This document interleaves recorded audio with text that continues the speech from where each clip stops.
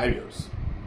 నిన్న ముద్రగడ పద్మనాభం యొక్క కూతురు ఎవరైతే ఉన్నారో క్రాంతి భారతి బార్లపూడి క్రాంతి భారతి ఆమె వచ్చి ఒకటే అన్నారు, మా నాన్నకి అసలు ఏమైందో ఏం చేస్తున్నాడో కూడా అసలు మాకు అర్థం కావట్లేదు.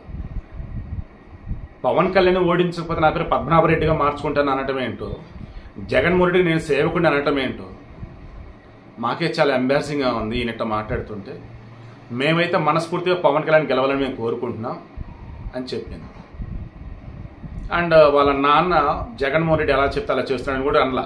ఒకటే మాట, పవన్ కళ్యాణ్ని తిడతం కోసం మా నాన్న ఆ పార్టీలో జాయిన్ అయినట్టున్నాడు, మా నాన్న చేర్చుకున్నట్టున్నాడు తప్ప వేరేది కాదు. దాని ముందుకడ పద్మనాభం వచ్చి ఇప్పుడు ఆమె నా కూతురు కాదు, బంధం తెగిపోయింది. ఎలా? మెట్టింటికి వెళ్ళిపోయింది. పుట్టింట్లో ఉంటే నా కూతురు, మెట్టింటికి వెళ్ళిపోయింది నా కూతురు కాదు. ఏమన్నా సెన్స్ ఉంది అసలు?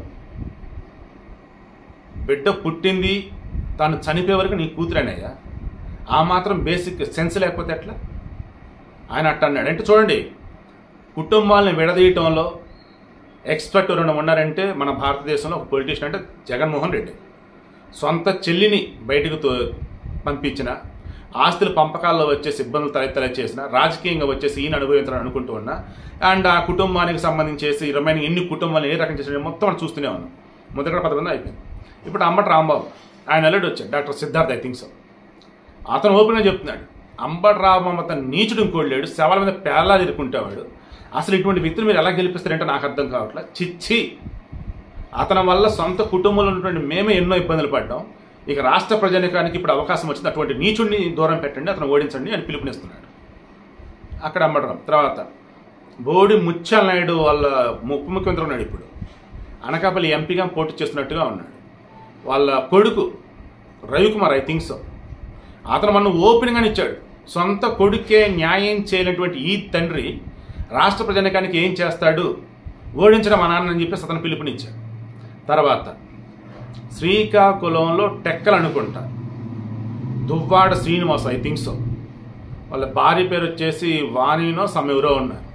ఆమె సైతం అలానే మన నామినేషన్ వేస్తారు, మరి ఉపసంహరించడం మనకు ఐడియా లేదు, కానీ ఆమె కూడా చెప్పింది భయంకరమైన వ్యతిరేకత అన్నది ఉంది ఆ మనిషి మీద, అతనికి ఎలా టికెట్ ఇచ్చారండి అని చెప్పి సామాన్. ఇలా చెప్పుకుంటూ పోతే వైసీపీలో ఉన్నటువంటి అభ్యర్థులను చూసి సొంత కుటుంబ సభ్యులే, భార్య, కొడుకు, కూతురు, వీళ్ళే చిచ్చి వీళ్ళెట్ట అభ్యర్థి ముందు వాళ్ళు ఓడించండి అని చెప్పేసి అంటున్నారు.